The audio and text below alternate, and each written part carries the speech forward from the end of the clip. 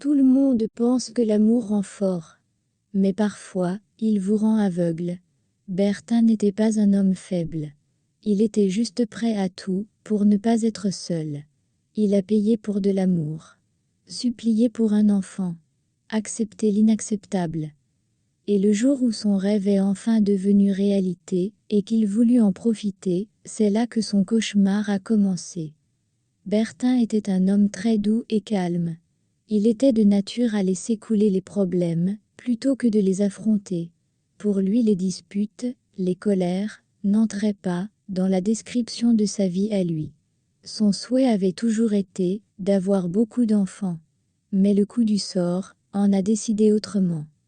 Il eut 2 mariages, avant celui avec Amandine, qui ne durèrent pas plus d'une année.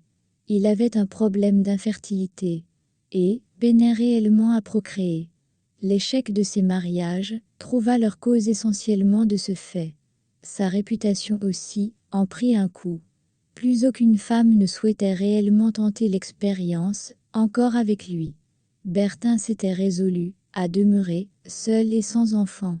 Jusqu'au jour où sa roue croisa celle d'Amandine. Elle non plus ne voulait pas. Il savait qu'elle ne l'aimait pas. Mais par désespoir, il a supplié. Il a quémandé son amour. Il a mis les billets de banque devant. C'est ce détail qui changea la donne. Mais Amandine avait posé la condition qu'elle resterait tant qu'il ferait ses volontés sans rechigner. N'ayant pas de choix, ses volontés, il les fit. Heureusement pour lui, l'argent n'avait jamais été un problème, jusque-là. Bien content d'avoir une partenaire de vie, Bertin se pliait en 4 pour elle. Même si elle n'était pas souvent là, et d'une fidélité douteuse, il était content de la voir, quand c'était possible. Il était content de se dire en couple. L'amour, il en avait assez, pour 2. Un beau matin, elle lui annonça qu'elle attendait un enfant de lui. Cette nouvelle le rendit fou de joie, car jamais, il n'aurait imaginé être père, avec ses antécédents. Cependant, la venue d'un enfant n'avait jamais été dans les plans d'Amandine. Il dut la supplier des jours et des nuits, de le garder. Elle accepta, mais encore sous condition, que lui se chargerait du bébé. Elle savait ne pas avoir la fibre maternelle, ne souhaitait en aucun cas vivre sous la contrainte d'élever un enfant. Elle l'avait prévenu n'avoir rien à donner dans ce sens. Cette condition, pour Bertin, n'était en aucun cas un obstacle. C'était même son rêve. Amandine vécut sa grossesse aux petits soins. Bertin ne lésinait sur aucun moyen pour qu'elle soit à ses aises. Elle avait tout ce que son cœur, son ventre, ses organes, son esprit désiraient. Puis, le beau jour arriva, et la petite Chloé vint au monde. Amandine refusa de la tenir dans ses bras. C'était plus que ce qu'elle ne pouvait donner. À partir de cet instant, Bertin prit la relève. Il se consacra intégralement à son enfant. Les biberons n'avaient plus de secret pour lui. Les couches à changer, il en faisait son affaire. Les coliques, il gérait. Les nuits sans sommeil, il les faisait. Il a couvert sa fille de tout l'amour dont il disposait. Et comble de joie, sa fille le lui rendait très bien. Si vous êtes arrivé jusqu'ici, et que vous avez aimé, n'hésitez pas de me le faire savoir en commentaire, ou à me lâcher un pouce bleu. Au cas où vous êtes nouveau, abonnez-vous pour ne pas rater les prochaines publications. Merci. Chloé, à son jeune âge, voyait la différence entre ses parents et ceux des autres enfants. Les choses se passaient trop différemment. Sa mère était tout le temps partie. Elle ne faisait jamais rien ensemble. Les rares fois où elle se trouvait à la maison, elle était toujours en colère. Contre elle, contre son père. À 11 ans, son esprit gagna en maturité. Ce qui, jusqu'alors lui semblait juste des insinuations ou des comportements vides de sens, elle les comprit mieux. Sa mère n'avait jamais voulu d'elle. Ce qui l'intéressait était seulement l'argent. Bertin, je suis presque à sec. Peux-tu STP, me faire un virement pour cette nouvelle robe? Ma voiture me fait des siennes, j'en veux une nouvelle. Elle ne voulait jamais savoir si son père ou elle se portait bien. Jamais savoir Comment était le déroulement de la journée, de l'un comme l'autre? Une fois, alors que sa mère était étendue au canapé, un masque de visage sur la face. Chloé s'était approchée et avait commencé. « Maman, à la cantine aujourd'hui ?» Amandine ne l'avait pas laissé terminer, l'avait interrompue en disant « Non, non, tu m'appelles Amandine, pas maman. Ensuite va plutôt parler de tes broutilles à ton père. » À compter de ce jour-là, Chloé avait compris qu'elle ne pouvait que compter sur son père. Pour Bertin, l'attitude d'Amandine le navrait des fois. Mais, ces conditions, il les avait acceptées. Il faisait donc tout pour combler ce vide-là. Puis vint le jour où, ce qu'il faisait ne suffit plus, Amandine rencontra quelqu'un de plus riche que Bertin. Un soir alors que Bertin était assis au salon, en compagnie de Chloé. Ils commentaient gaiement leur journée. Amandine entra au pas de course, elle ne dit mot, se dirigea vers la chambre. En ressortit quelque temps après avec 2 grosses valises, sur les yeux ébahis, de Bertin et de Chloé. Amandine s'arrêta devant eux et dit « Bon, notre relation arrive à son terme. Toi et moi, savions qu'un jour cela allait arriver. Donc, je te prie, pas de scène. Puis de toutes les façons, que peux-tu bien faire? Tu as toujours été, si mou, sans personnalité. Bref, je m'en vais. J'ai rencontré celui qui saura me rendre heureuse. » Bertin ne put s'empêcher de tomber à ses pieds, en disant « Ne fais pas ça, ma reine. Qu'est-ce qu'on va devenir sans toi? Si c'est pour l'argent, je t'en donnerai encore plus.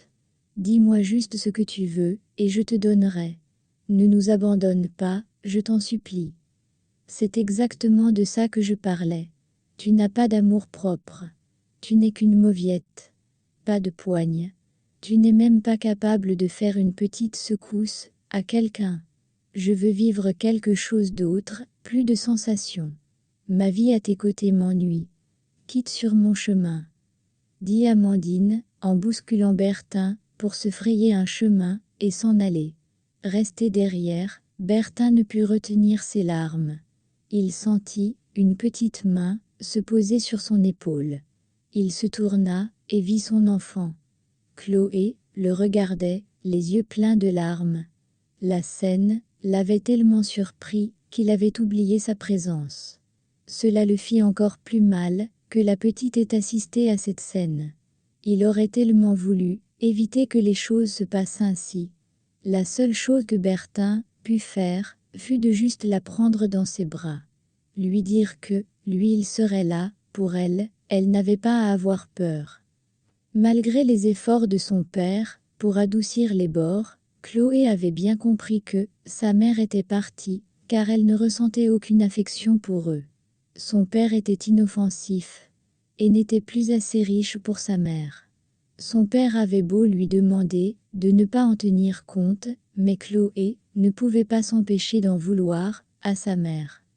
En absence de figure maternelle pour la guider, elle commença à prendre pour exemple le comportement masculin. Elle voulait devenir l'offensive de son père, son mécanisme de défense. Elle n'hésitait pas à l'école à foncer tête baissée dans les bagarres.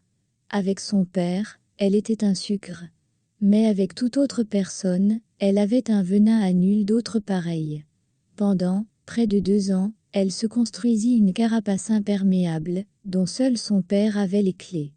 Car lui seul était sa boussole. Puis un beau matin, alors que son père et elle apprêtaient le petit déjeuner, on sonna à la porte. Chloé courut ouvrir, et tomba, nez à nez, avec sa mère. Chloé ne dit aucun mot, referma la porte, et fit demi-tour, comme si rien n'avait eu lieu. Qui était-ce? Chloé haussa juste les épaules, sans dire qui c'était. Elle voyait en cette venue le début des problèmes. Son père avait dû beaucoup travailler sur lui pour se relever de ce qu'elle lui avait fait. Chloé ne voulait plus voir son père autant souffrir. Bertin, connaissant bien sa fille, savait bien que quelque chose s'était passé. Il alla à la porte. Resta, bouche bée. En voyant Amandine assise sur le pas de la porte en larmes, avec comme des haillons sur le corps. Elle était loin de la dame, belle, raffinée et splendide, qui était partie ce soir-là, de la maison. Elle n'avait aucun maquillage sur le visage, les ongles sales, les cheveux négligés. La voir, dans cet état, lui fit vraiment mal. Il la prit, dans ses bras, et la fit entrer. Il vit une Chloé qui ne dit rien, mais donc le regard lui demandait « Qu'est-ce que tu fais, papa ?» Puis elle quitta la pièce. Assise sur ce canapé, méconnaissable, brisée, Amandine pleurait. Bertin, lui, ne comprenait plus.